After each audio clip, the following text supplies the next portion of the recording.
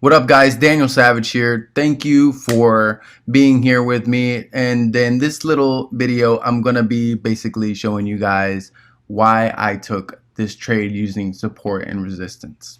First of all, let's start off by drawing my resistance. I drew my resistance from this tip of the body to this tip of the wick. And basically, you know, we always need to highlight our zone, so we're paying attention to what's happening on the inside. And I used this as my support. Highlight that too.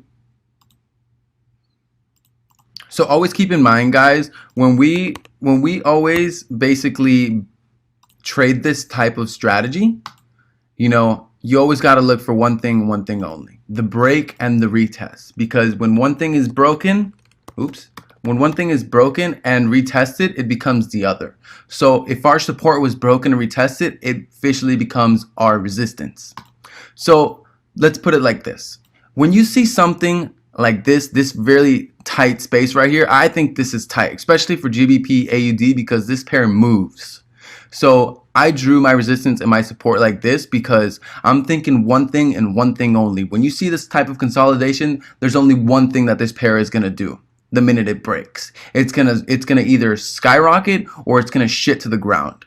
So that's why I drew my resistance and my support. I literally eyed this trade every other hour or two because I really wanted to catch this. This was going to be a massive move. I knew it was going to be a massive move.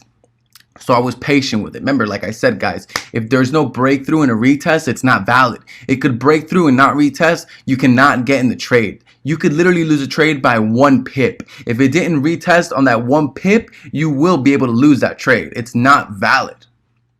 For example, right here, we broke through. We didn't quite touch our resistance, so it's not a valid retest. So I would have not taken this, because if you would have taken this, guess what? You would have been stopped out, all by 1 fucking pip. I told you guys in the last video, look at this thing. Jesus Christ, it dropped down 120 pips. Like I said in the last video, guys, you guys need to be very, very disciplined and very patient when it comes to this pair. Always 100%, because when you're trading resistance and support, that little retest that didn't happen will fuck everything up for you guys. So, you know, I waited. I literally almost considered, but I was like, no, you know, it's a sticky note. I write it down 1,000 times so that way I know, and I train myself to be psychologically disciplined to not trade unless I see the retest. I did take this trade though. We broke right through. I was patient. I was really patient. Like I said, guys, you got to be very patient, because let's say you guys would have seen this. Okay, we broke through. Damn, we're not at the retest. It's been 2 hours. I'm going to get in here anyways. Guess what? You would have been stopped out. Remember, we have a 50 pip stop loss maximum, and it went up more than that. Look at that, right under the line. So if you guys would have waited for the retest, like I said, no retest, you're not going to enter. Perfect retest right here. I got it in this trade right here. 50 pip stop loss.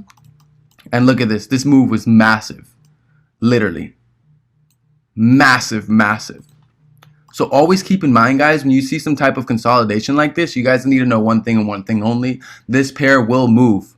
It will break out and it will explode. So catching that retest and making it a valid trade, 100% guarantee you guys will be able to catch really big moves like this if you are patient and very disciplined and wait for that retest.